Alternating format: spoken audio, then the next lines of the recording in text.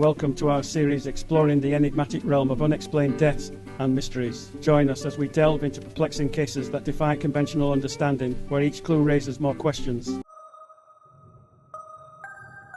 On a chilly April evening in 1876, in the stately confines of the Priory, a house nestled in the London suburb of Ballam, a man lay writhing in agony.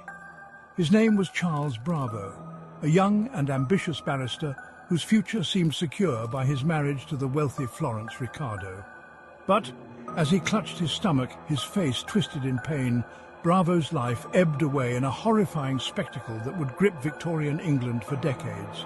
The cause? Poison, antimony, a deadly substance commonly used in small doses as medicine, but lethal when administered improperly. The death shocked society not merely because of its gruesome nature, but due to the dark web of intrigue it unravelled. 3 days passed between Bravo's first cries of pain and his eventual death, yet in all that time the dying man said little that could illuminate his fate. What exactly happened in the Priory? Who was responsible for his untimely end? Now imagine standing in a small, dimly lit drawing room of the house during those tense days. Jane, I don't know what to say anymore. The doctors, they look at me as though I've done something terrible. But what could I have done? Charles, he barely spoke before he... Florence was no stranger to scandal. Before marrying Bravo, she'd been a widow with a tarnished reputation, largely due to her passionate and unconventional affair with Dr. James Gully, a respected but much older physician.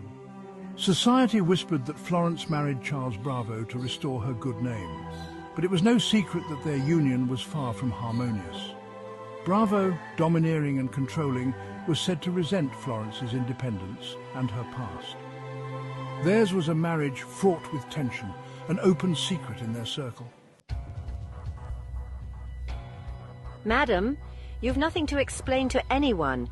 You were upstairs when Charles fell ill. Whatever happened to him, it wasn't your doing. But they don't care, do they, Jane? The inquest, the doctors. They'll dredge up everything. They'll talk about James Gully again, about my past. They'll say I poisoned him, that I wanted to be rid of him. But why would I? Why would I bring such disgrace on myself? It was true that Florence had much to lose. Poisoning her husband would have exposed her to scandal and disgrace, perhaps even the gallows. Yet the rumours persisted. The doctors who attended Bravo suspected foul play, but no one could agree on the culprit. Some wondered if Florence had indeed been pushed to desperation. Others whispered that Jane Cox herself might have had a hand in the tragedy. I don't mean to speak ill of the dead, madam, but Mr. Bravo, he wasn't kind to you, or to anyone in this house. Perhaps someone else decided to take matters into their own hands. What are you saying, Jane? You think someone, one of the servants, perhaps? All I'm saying is that there are secrets in this house, madam, and sometimes secrets have a way of surfacing when you least expect. The relationship between Florence and Jane was itself a subject of speculation during the inquest. Jane, a widow with her own struggles, had worked for Florence even before her marriage to Bravo and was fiercely loyal. Some suggested that Jane might have acted out of misplaced devotion to Florence, seeking to rid her mistress of an unhappy marriage. Others thought Jane simply knew more than she let on. As the inquest progressed, more questions than answers emerged. Had Bravo accidentally poisoned himself while self-medicating? Was Florence the desperate wife, driven to murder by her husband's alleged cruelty?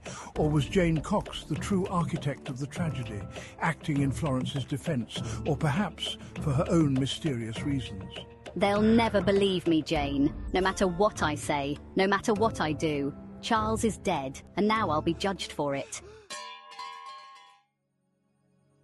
And judged she was. Florence Bravo's reputation was tarnished yet again, though the jury eventually returned an open verdict. They could not determine how Charles Bravo came to ingest the poison that killed him. To this day, the mystery remains unresolved.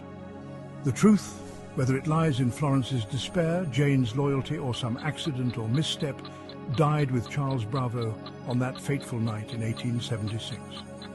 The case stands as a testament to the shadows that linger in even the grandest of homes and the secrets that time cannot erase.